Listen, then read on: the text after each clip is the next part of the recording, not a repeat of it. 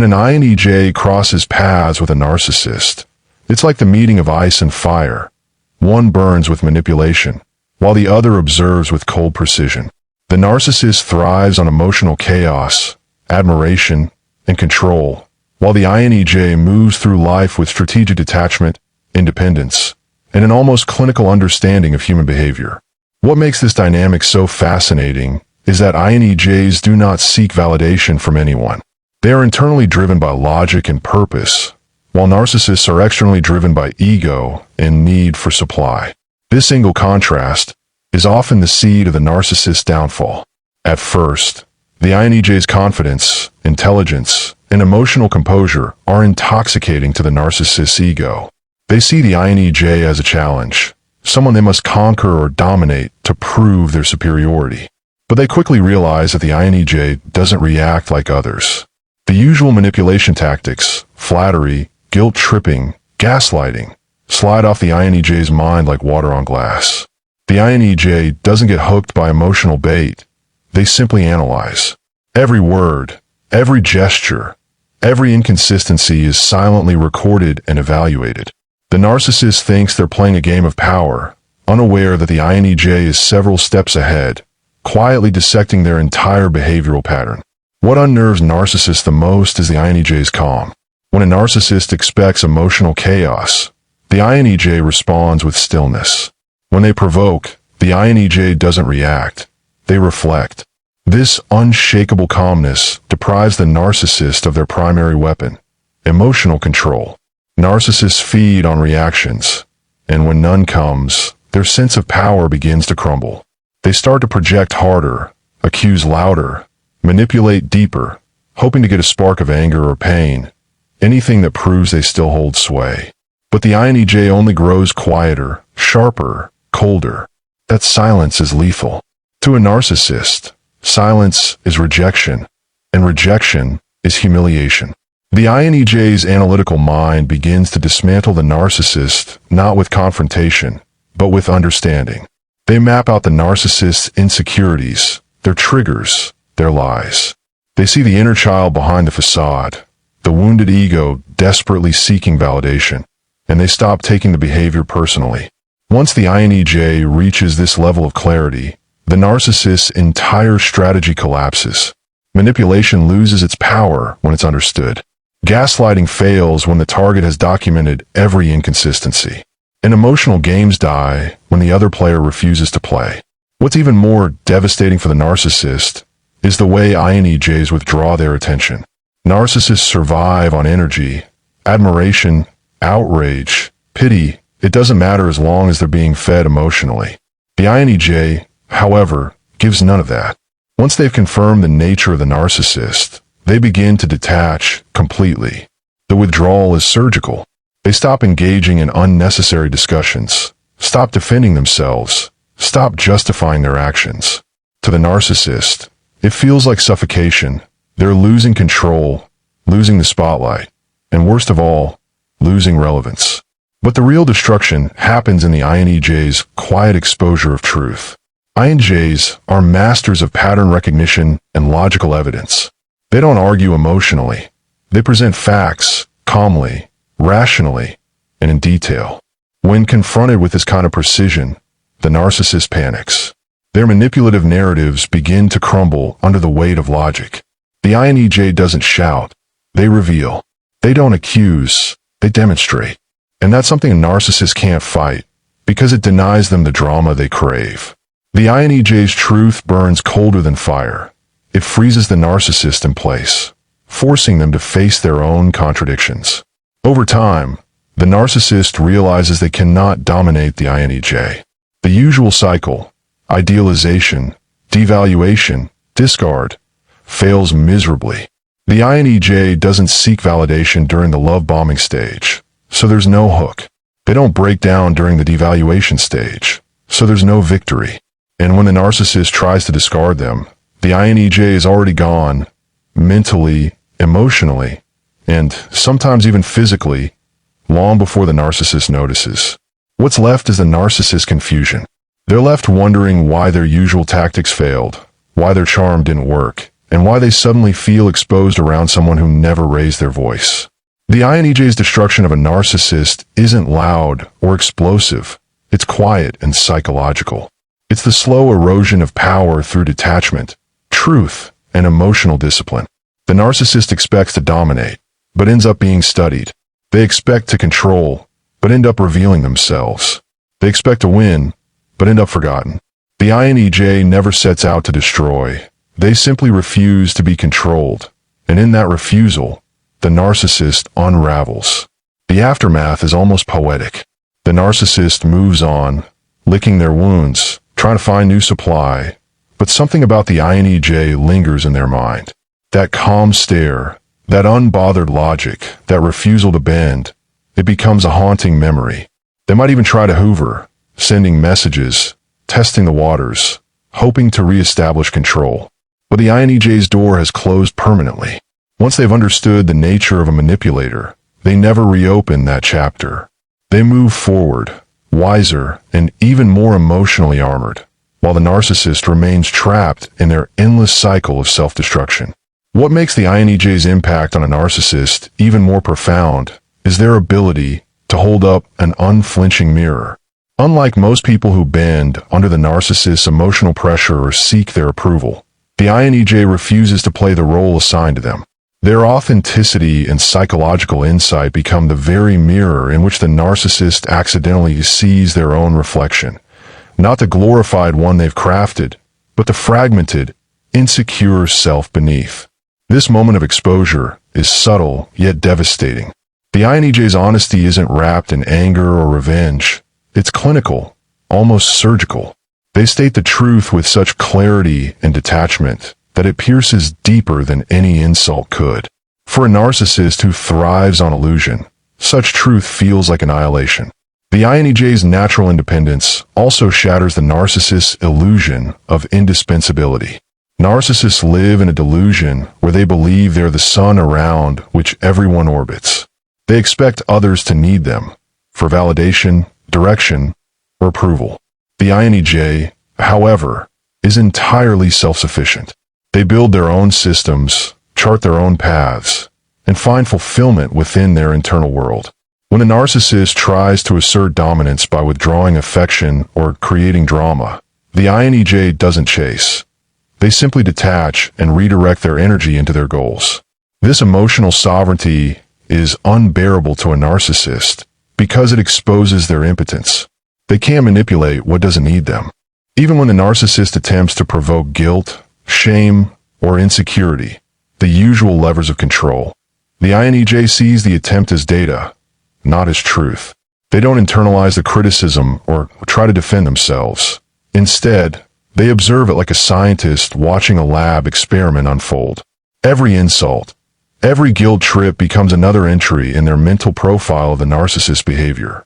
This dispassionate observation slowly strips the narcissist of their psychological leverage. The more they try to wound, the more they reveal their weakness, and the INTJ quietly notes it all, refusing to give the reaction that would keep the game alive. INTJs are also masters of emotional economy. They conserve their empathy, giving it selectively to those who've earned it. Narcissists, who are emotional parasites, expect endless attention and validation. At first, they're confused by the INTJ's measured empathy. It feels controlled, deliberate, and conditional. When the narcissist realizes that they cannot guilt or charm the INTJ into overextending themselves, frustration sets in. They start to see that the INTJ's emotional boundaries are impenetrable walls, not open gates. And when a narcissist finds no entry point, they begin to suffocate within their own need for supply. Another way INTJs destroy narcissists is through intellectual dominance. Narcissists love to appear intelligent and superior, but their understanding is usually shallow, more performance than depth. The INTJ's analytical precision and command of logic expose this instantly. In debates or discussions, the narcissist relies on emotional manipulation, rhetorical tricks, and inflated confidence. The INTJ relies on evidence, reason, and consistency, and the contrast is brutal. Each time the narcissist tries to bluff their way through a topic, The INTJ dismantles it with calm reasoning, exposing the gaps in their knowledge without even trying to humiliate them. The narcissist feels cornered. They can't outthink someone who actually understands what they're talking about. And since intellectual superiority is central to their fragile ego, this is a humiliation they can't recover from. Then comes the social fallout. Narcissists often rely on controlling how others perceive them, carefully curating an image of charm and competence. But the INTJ's sharp intuition and quiet influence begin to puncture that illusion. They don't publicly expose the narcissist through drama. They simply share truth and clarity in moments that matter. People start to see inconsistencies. The narcissist's mask begins to slip, not because the INTJ attacks it directly, but because their very presence brings reality into focus. The INTJ doesn't need to shout to reveal deception. They just shine light where the narcissist hoped for shadows. The most devastating blow, however, comes when the INTJ simply stops caring. While others remain entangled in the narcissist's orbit, trying to reason or fix them, the INTJ's emotional detachment becomes their ultimate victory. Narcissists cannot comprehend indifference. It's worse than hatred because it means they no longer exist in the other person's mind. The INTJ's indifference is pure annihilation to a narcissist's sense of importance. When they realize the INTJ has moved on without resentment, without emotional residue, and without even thinking of them, it drives them mad. Their entire power structure depends on attention, even negative attention, and the INTJ denies them that completely. In time, the narcissist begins to experience a quiet unraveling. They replay conversations with the INTJ, trying to find where they lost control. They may even mimic some of the INTJ's composure or logic, trying to regain their sense of superiority, but it never fits. The narcissist's foundation is insecurity, while the INTJ's is self-knowledge. The former imitates strength, the latter embodies it. And that difference is eternal. What makes the INTJ truly dangerous to narcissists is that their destruction isn't personal, it's inevitable. The INTJ doesn't aim to destroy anyone. They simply live by truth, logic, and emotional clarity. But to someone built on lies, illusions, and control, such authenticity is a silent death sentence. The INTJ doesn't shout or fight. They outgrow, outthink, and outlast. In the end, the narcissist fades into irrelevance, while the INTJ remains unshaken, wiser, and even more untouchable than before. Their silence becomes the final blow, not out of cruelty, but completion. Because once the INTJ has seen through the narcissist's mask, there is nothing left to destroy. The illusion is gone, and the narcissist, stripped of the power they never truly had, is left with the only thing they've ever feared: themselves.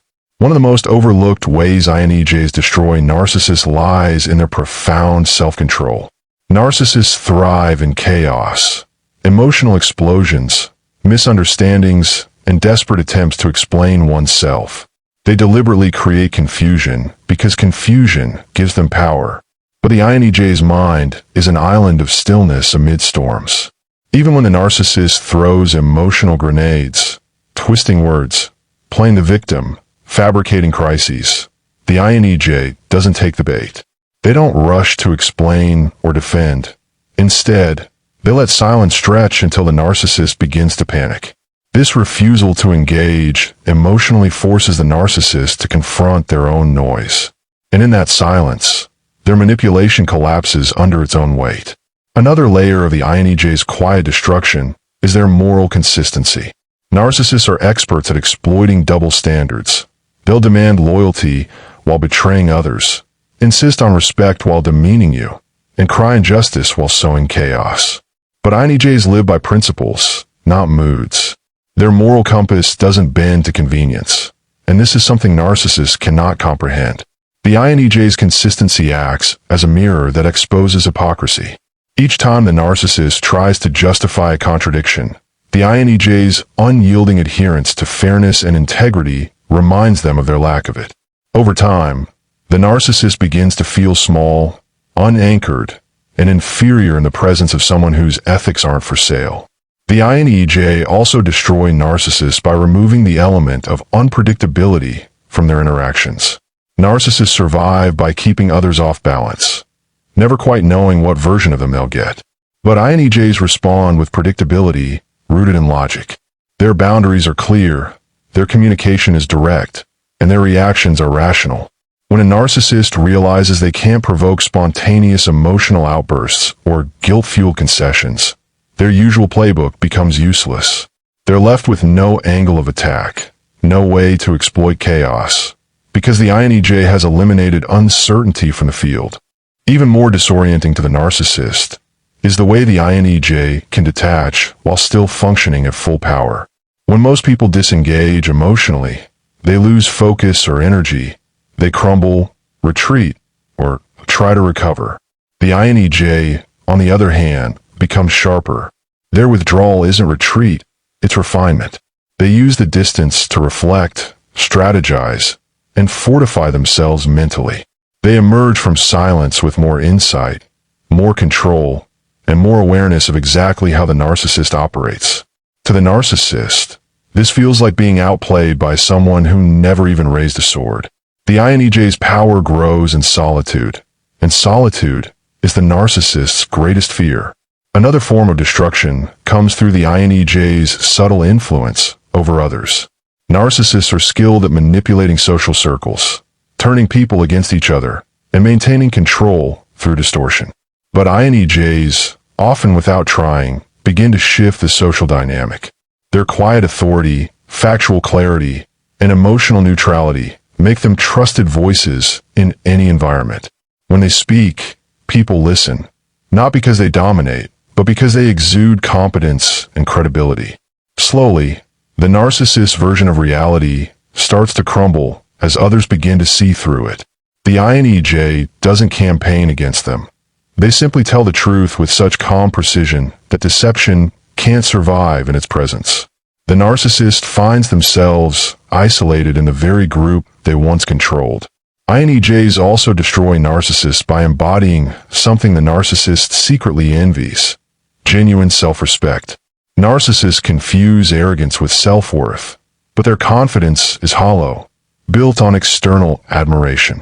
The INTJ's confidence, however, is internal and earned. It's born from mastery, knowledge, and integrity. When a narcissist observes that the INTJ doesn't need validation, praise, or applause, it breeds silent resentment. They can't compete with someone whose sense of value doesn't fluctuate with others' opinions. Every attempt to demean or belittle the INTJ only highlights the narcissist's own fragility. Narcissists depend on people forgetting the lies, the manipulation, the promises broken. But INTJs forget nothing. They may not mention every betrayal in the moment, but each one is stored, analyzed, and understood.